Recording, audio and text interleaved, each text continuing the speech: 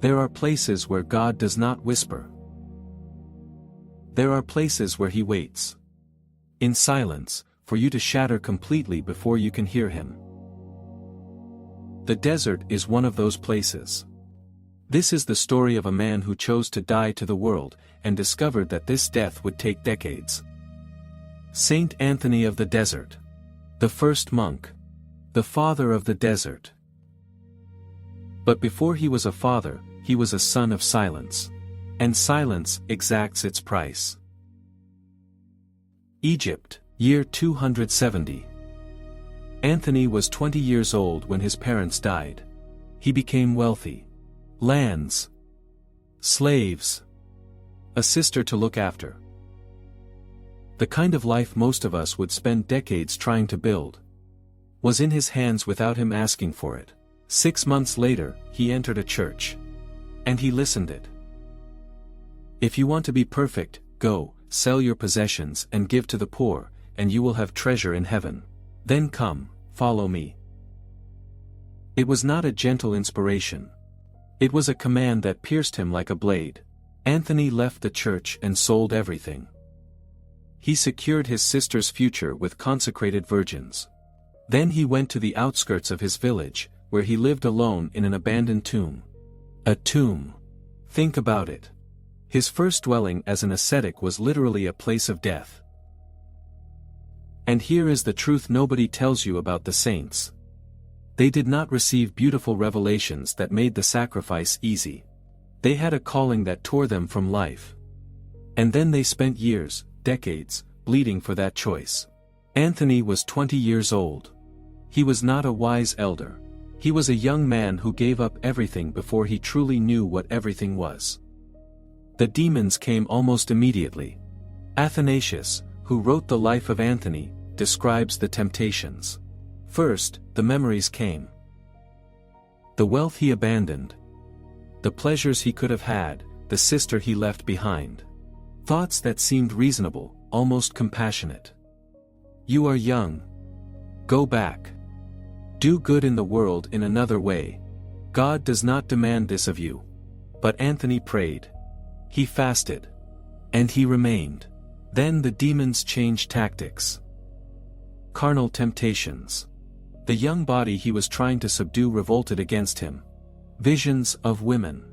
Memories of pleasures he had never experienced, but which his imagination built in scorching detail. And here is what Athanasius does not romanticize: Anthony fought. He sweated. He cried. There were nights when he almost fled back to the village. Holiness is not the absence of temptation. It is remaining when the temptation becomes unbearable. Then came the physical visions. Beasts. Moving shadows. Invisible blows that left him bruised by dawn. The demons appeared as wild animals, lions, bears, serpents, filling the tomb with roars and hisses. Or as soldiers who beat him until he lost consciousness. A friend once found him lying on the ground, nearly dead. When Anthony regained consciousness, his first question was not "Where are they?" It was, "Where were you, Jesus? Why didn't you come to help me from the start?" And he heard the voice. "I was here, Anthony. I was watching your combat." God did not save him from the temptations. God watched him bleed. At 35, Anthony went deeper. He crossed the Nile and found an abandoned fort in the desert. He sealed himself inside for 20 years. 20 years. Friends brought bread twice a year and threw it over the wall. He saw no one. He did not speak. He heard no human voice except his own. And eventually, even that fell silent. What happens to a man in 20 years of absolute silence? He dies, and dies, and dies again. He dies to the need for approval. He dies to the need to be understood. He dies to the illusion that his life has visible meaning. The desert is not just sand and heat. The desert is the place where all your psychological defenses dissolve. Where you can no longer distract yourself from who you truly are. Anthony faced not only external demons, but the inner desert, that abysmal void within each of us that we spend our lives trying to fill with noise, with people, with achievements. And he learned to sit in that emptiness. Not to fill it. To inhabit it. Because only in absolute emptiness can you hear the voice that does not come from you. According to the accounts, there were moments when Anthony experienced ecstasies, visions of light, the feeling of being beyond the body. But he never spoke much about them. Because he knew, the ecstasy is the reward. Not the path. The path is the dark night. The night that lasts for decades. At 55, his disciples broke down the door of the fort. They expected to find a skeletal hermit, driven mad by loneliness. Perhaps dead. They found a man with clear eyes, a healthy body, and a perfectly lucid mind. 20 years of fasting, of temptations, of solitude, and he emerged more whole than when he went in. This is the paradox. Anthony fled humanity to become fully human. He did not want disciples. But they came. Hundreds. They built huts around him, turning the desert into a city of hermits. And here is the cruel irony of sanctity. You flee the world seeking God, and the world follows you. Anthony taught.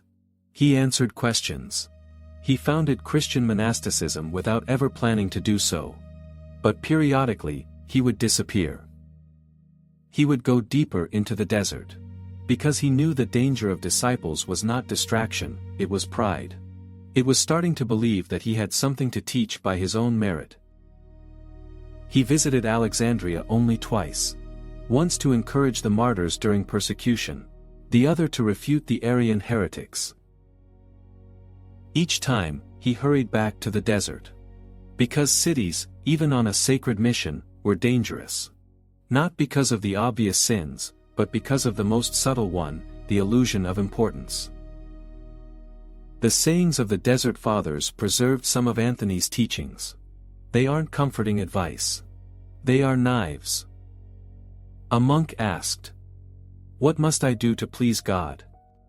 Anthony replied, "Wherever you go, keep God always before your eyes. Whatever you do, do it according to the testimony of the Scriptures. And in whatever place you stay, do not leave in a hurry. Do not leave in a hurry. Remain. Even when it hurts. Especially, when it hurts." Another said, "Abba Anthony, I see demons." He replied, "It is no great thing to see demons. A great thing would be not to see them, yet think they do not exist." Anthony's wisdom did not come from ecstasies. It came from wounds. From every time he wanted to flee and stayed. From every temptation that bent him but did not break him. He used to say, "A time is coming when men will go mad, and when they see someone who is not mad, they will attack him, saying, 'You are mad, you are not like us.'" He knew. He knew that the world considers the search for God in solitude to be madness. It considers radical renunciation to be extremism. It considers austerity to be unhealthy. But Anthony also knew that the true madness is living an entire life without ever facing the silence of oneself. Anthony lived to be 105 years old. When he felt death approaching, he instructed 2 disciples, "Do not let my body be taken to Egypt. Bury me in the desert, in a secret place. On the day of resurrection, Christ will return me incorruptible." He did not want relics. He did not want processions. He did not want his bones to be turned into objects of devotion. Even at the end, he rejected idolatry, not of God, but of himself. He died alone. Just as he had lived. In the desert. With no witnesses other than the 2 disciples who carried out his will and never revealed where they buried him. His body was never found. There is something deeply fitting about this.